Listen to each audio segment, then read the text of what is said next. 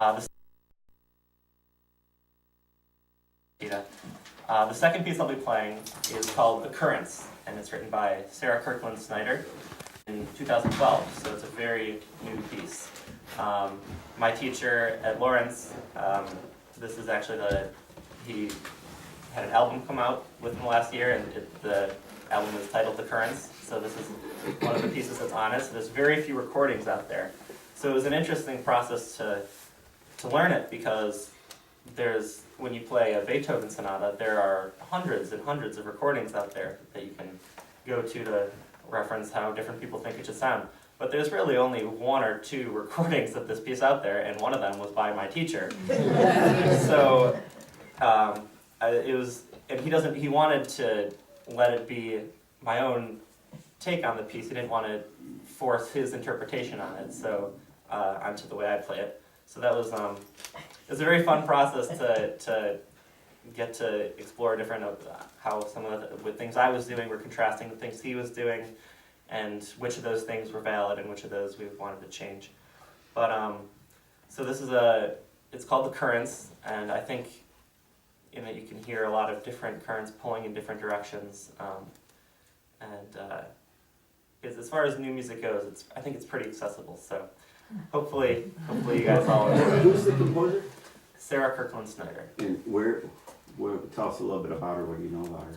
I don't know that much about her, but she's an American composer, and so. How old is she, do you think? She's not that old. I think she's in her 30s, but I'm honestly not sure. Might be in her 40s, but Living. yeah, she's living, and I found that I like playing music by American composers. So the next piece on the program is Aaron Copland. So American composers is something I think I want to keep playing in the future.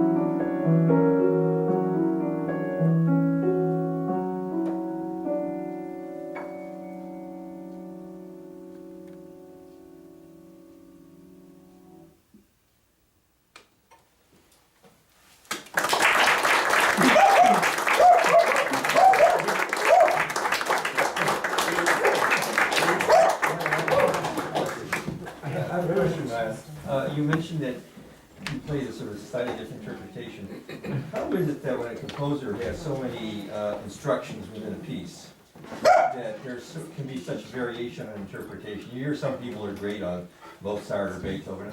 Where is it that the individualization can come into play when there's so many instructions within the piece?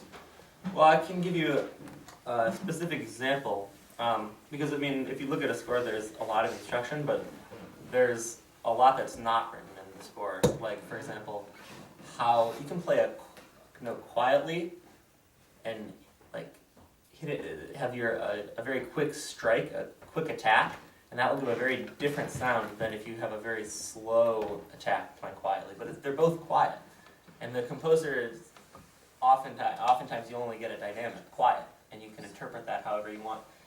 In that piece, one spot where we came in with different ideas was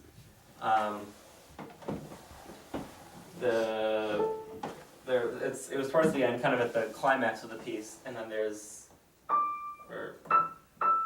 just a note that's written piano, and it's all the sound. There's a huge amount of sound, and then all of a sudden there's a single note, and it's marked piano. And my teacher, when he plays it, and I do this too now, actually, but he told me that I could do it my way if I wanted. If you wanted a B instead of an A.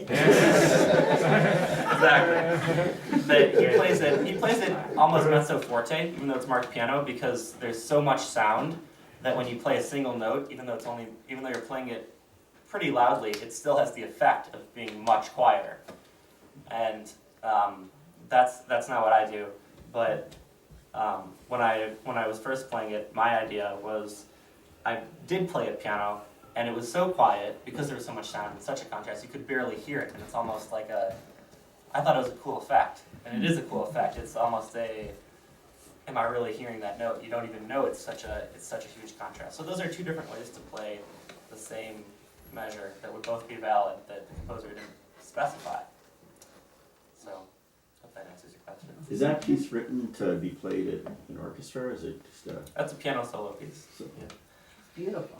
I love it. Yeah, it's really well written. So that I played for, that I studied this term is Aaron Copland's